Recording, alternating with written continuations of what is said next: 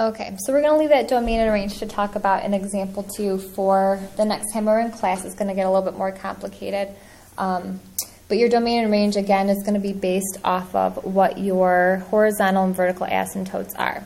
So last example that we're going to talk about over video is going to be example 3, where you're given a quadratic in your numerator and a linear expression in your denominator. So again, x-intercepts we find by setting your numerator equal to 0. So in this case, we have a quadratic, which we know can be easily factored. We need numbers that multiply to give us 3 and numbers that when we add or subtract to give us -2. So if we factor, I'll just write this down here for a little note, we want to factor the numerator. We get x minus 3 and x plus 1. Setting both of those groups equal to 0, we know that x is going to be equal to positive 3, and x is going to be equal to -1. So before I even begin, I'm going to take those x-intercepts and I'm going to plot those first. So -1 and positive 3. Vertical asymptote is found by setting your denominator equal to 0. Subtract 4 from both sides, so you know that x is going to be equal to -4. Your horizontal asymptote is found by finding your numerator degree and analyzing it with the degree of your denominator. So my numerator degree is 2. That goes first. My denominator degree is 1. So since 2 is greater than 1, on that very first sheet, that's going to be the very last of the characteristics. So if you remember back to this page, the very bottom, if your numerator degree is greater than your denominator degree, we're going to have no horizontal asymptote. So over to the right-hand side, I'm going to fill in the pieces of information that I have. So I know, obviously, that my 2 x-intercepts are labeled. So I plotted those already. My vertical asymptote is going to be 1, 2, 3, 4. X is equal to -4. And I'm going to start with plotting points. So again, I have a graph here that splits in half. I want to make sure I get points to the left and I get points to the right of my vertical asymptote. So when I do that, I'm actually going to pick some points here. So let's go to the left. We're going to not include -4. So if I don't include -4, I want to make sure I go around -4. I'm going to plot, let's do this. We want a kind of a wide range of values. So I'm going to go 5, 4, x is equal to 3, we obviously already have. So x is equal to 3 obviously is going to be 0, which we already have plotted, so I can actually write that again if we want to. 2, 1, 0. -1 we know is 0. I'm going to keep going a little bit higher. So -2, -3, and then I plotted some bigger points here, just to give us an idea, because we're going to have something happening on the left-hand side.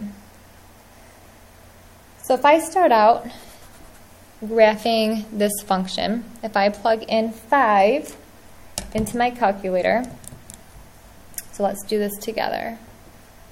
We're going to take 5 squared, we're going to do this,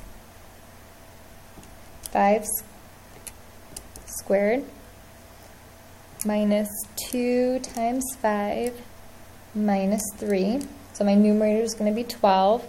That's what I get when I plug 5 in. So then 5 plus 4 is going to be 9 in my denominator. So 12 divided by 9 is going to give me 1.333. So I'll just write it as 1.3. So if I continue to plot these points, if I plug 4 in, I'm going to get 0.625. If I plug 2 in, I'm going to get -0.5.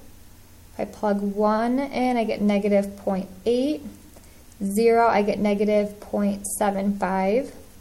If I plug in Skip over -1 because we know we have an x-intercept there. So if I plug in -2, I get a positive 2.5. -3, I'm going to get a positive 12. So I'm still getting over to this side over here. -6, I'm going to get a negative 22.5. And there's a jump after we hit close to these values. -9 gives me negative 19.2, and if I keep going a little bit more negative, I'm going to get negative 20.6. And the reason I wanted to show this to you is because when I plot these points, I'm going to get a little graph that's going to be down here on the bottom left-hand side that I still need to have as part of my graph.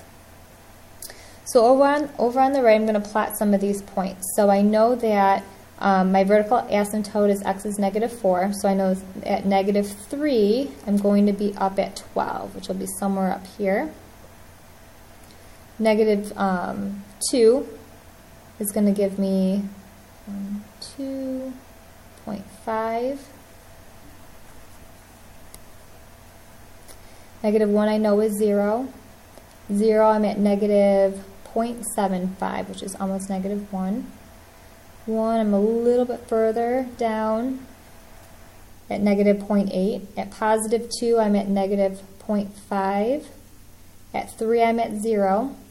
4, I'm a little over a half. And at 5, I'm at 1.33, which would be about here. So if I graph these points here, wrap this around, I'm going to have this graph. But I still need something on the left-hand side. So at negative, and I could have started at -5, I just plotted -6 here, but if I plotted these points up here, left of my vertical asymptote, I'm going to have points that are going to be way off my graph, but they're still down there. So I still want to have a graph, and it should kind of look something like this. It's not going to be completely accurate, but it's going to look something like this in the bottom left. So if you actually take your view, and we can talk about this in class next time that we meet, and we'll talk about the domain and range as well. But if you take your view of your y equals graph button on your graphing calculator, we're going to talk about this. We're going to change our window. And if we change our window to -15, 15, -30 and 15. I'm going to block that off because as a reminder for the next time we have class together, we'll talk about it. That'll give you a better idea of what this graph is going to look like. We're going to actually have to change our window around. So we'll talk about that the next time we're in class. We'll go over the domain and range as well.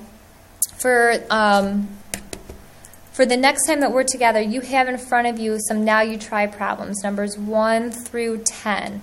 The first two groups at the bottom where it says part 1 is all matching, and then the rest of them on the back are not graphing, but they have you identifying your x-intercepts, your vertical asymptotes, and horizontal asymptotes. So have you guys work on those, and the next time we're together for class, we'll talk about these examples in a little bit more detail, as well as going over the answers to these Now You Try problems.